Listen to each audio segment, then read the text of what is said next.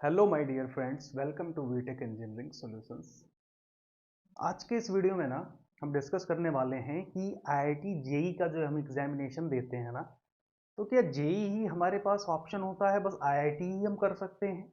अगर जेई नहीं निकला तो हमारे पास और कौन कौन से ऑप्शन होने चाहिए? तो काफ़ी सारे लोगों के क्वेश्चंस थे। तो आज का जो टॉपिक है वो है top 5 engineering entrance examination other than JEE. ठीक है, आईआईटी को छोड़ दीजिए, आपके पास और कौन कौन से ऑप्शंस हैं। तो आज के इस वीडियो में हम इसके बारे में डिटेल में बात करेंगे।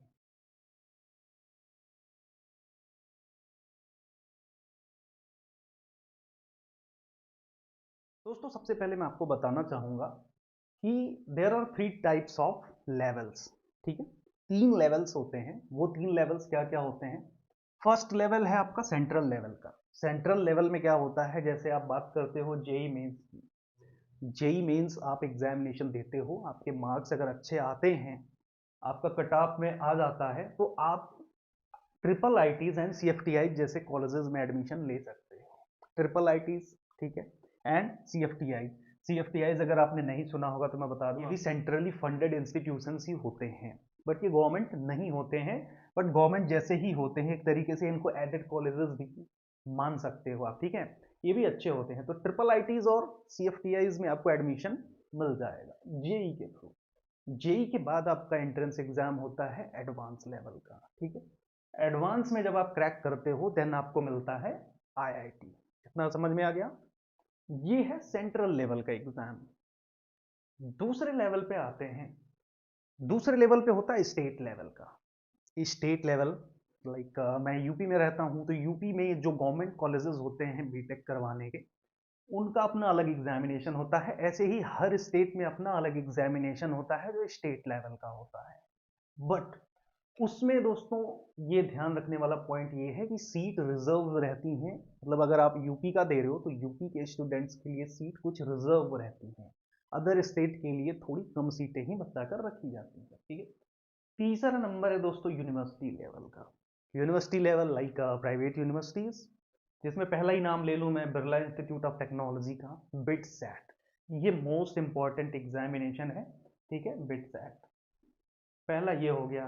दूसरा यूनिवर्सिटी लेवल पे है दोस्तों, जैसे मणिपाल यूनिवर्सिटी हो गई, एसआरएम का हो गया, वीआईटी का हो गया, केआईटी का हो गया। ऐसे ही 80 और भी हैं जो प्राइवेट यूनिवर्सिटीज़ हैं जिनके एंट्रेंस एग्जामिनेशन होते हैं, और कईयों में तो डायरेक्ट एडमिशन भी हो जाता है आपके परसेंटेज के बिहाफ पर। तो दोस्तों क्वेश्चन ये है कि आपने जेई मेंस का एग्जामिनेशन दिया, उसमें नहीं हुआ, तो आपके पास ऑप्शन नहीं बचता है। तो आपको क्या करने हैं, कुछ मैं फॉर्म्स जो है, कुछ यूनिवर्सिटीज जो है एग्जामिनेशंस के बता रहा हूँ, एंट्रेंस एग्जामिनेशन को, जो जेई से अलग हैं। इनकी थोड़ी डिटेलिंग मैं कर देता हूँ ताकि आपको थोड़ी क्लैरिटी मिल जाए। जिसमें सबसे फर्स्ट नंबर पे है दोस्तों बिट सैट, जिसका नाम है बिरला इंस्टीट्यूट ऑफ टेक्नोलॉजी। ठीक है, इसका एग्जामिनेशन होता है, और इसके जो दोस्तों कैंपसेस हैं वो पिलानी में है, गोवा में है, हैदराबाद एंड एक इंटरनेशनल है दुबई कैंपस। ठीक है, 2 सेशंस होते हैं। ठीक है, मई एंड जुलाई में। साल में 2 सेशन आप पेपर दे सकते हो इनका, एक मई में है, एक जुलाई में है। एलिजिबिलिटी क्राइटेरिया है दोस्तों 75%। आपके अगर 12th में 75% कंप्लीट मार्क्स हैं तो आप इस एग्ज़ाम में एलिजिबल हो, अदरवाइज नहीं हो। फीस मैं आपको बता दूं कि आपके 4 साल की जो कंप्लीट फीस होने वाली है वो अबाउट टू 24 to 25 लाख तक वेरी करेगी। ठीक है, तो अभी आप 24 लाख तक लेकर चलिए। बट यहाँ से जब आपका कैंपस प्लेसमेंट होता है दोस्तों, तो वो काफ़ी शानदार होता है। अगर आप यहाँ पे इन्वेस्ट कर रहे हो पैसा, और पैसा तो इन्वेस्ट करोगे जब आपका यहाँ पे सिलेक्शन हो जाएगा तब, और इन्वेस्ट करते हो तो उसका रिटर्न आपको पहले साल से ही देखने को मिल जाता है, क्योंकि जो है इसका एवरेज पैकेज गया है दोस्तों, वो 27 से 30 लाख तक गया हुआ है। मैं मीडियम पैकेज की बात नहीं कर रहा हूँ, मैं एवरेज पैकेज की बात कर रहा हूँ। 27 से 30 लाख तक गया हुआ है। ठीक है, तो आप सोच सकते हो कि कितना मोस्ट इंपॉर्टेंट ये एग्जामिनेशन हो जाता है आपके लिए। अगर यहाँ पे आप एग्जामिनेशन निकाल लेते हो तो लाइफ सेट है। दूसरे नंबर पे है दोस्तों वीआईटी।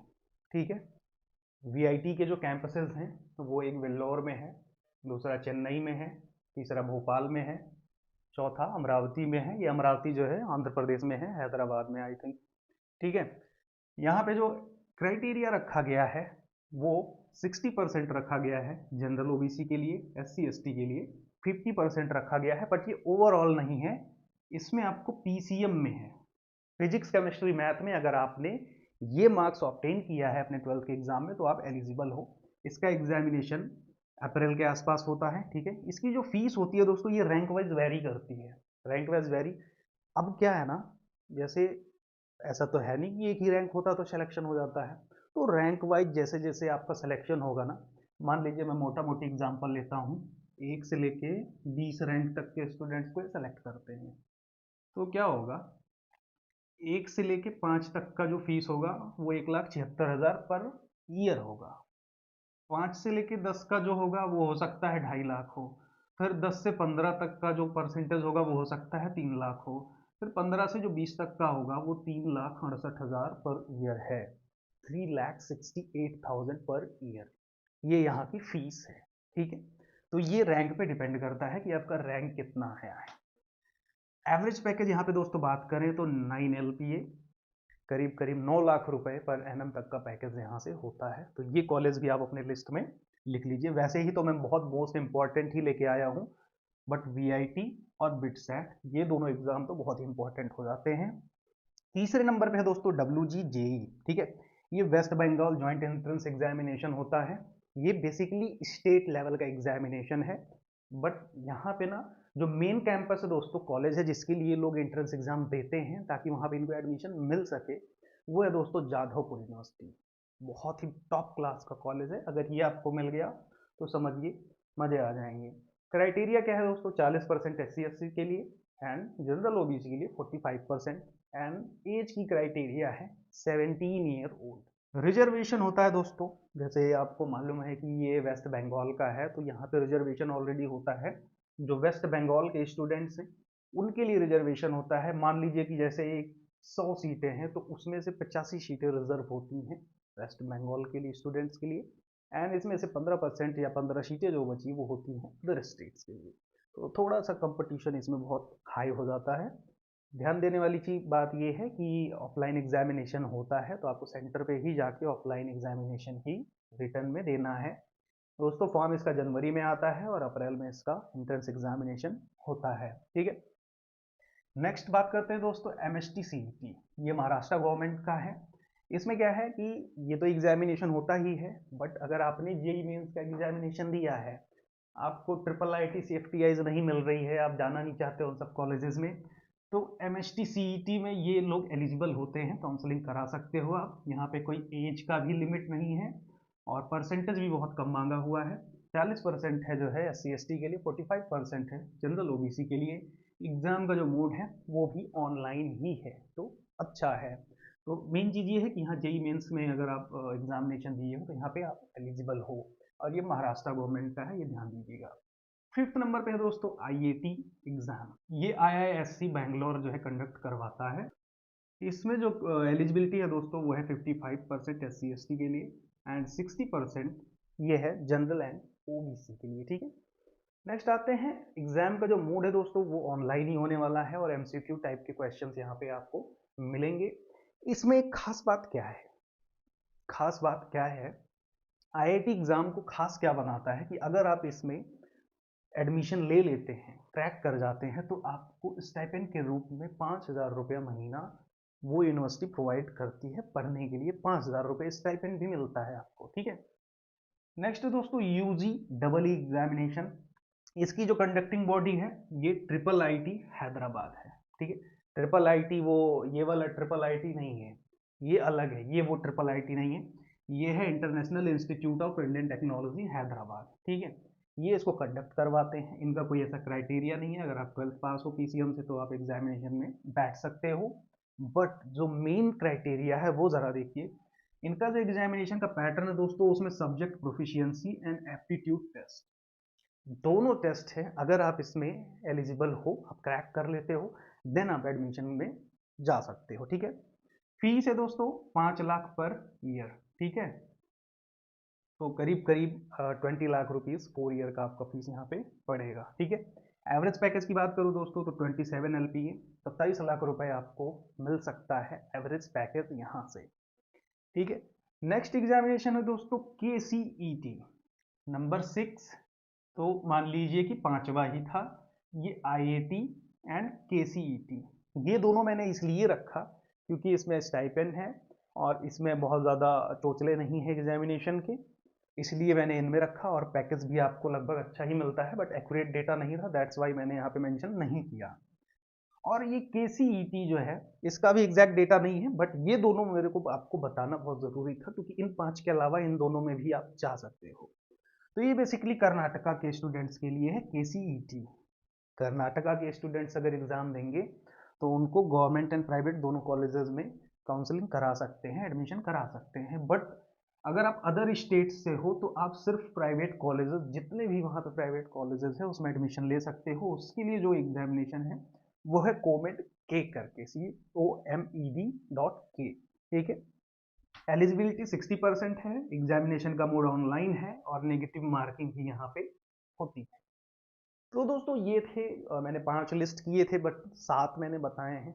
तो ये बहुत ही इम्पोर्टेंट हो जाता है आपके लिए जानना कि आपने जेई की तैयारी करनी है, मेंस निकल गया है, एडवांस नहीं निकल रहा है, तो आपके पास ऑप्शंस हैं यार। ये जो मैंने 5 बताए हैं मेनली, ये 7 हो गए टोटल। इनको आप थोड़ा सा और अच्छे से डीप में जाइए, ठीक है।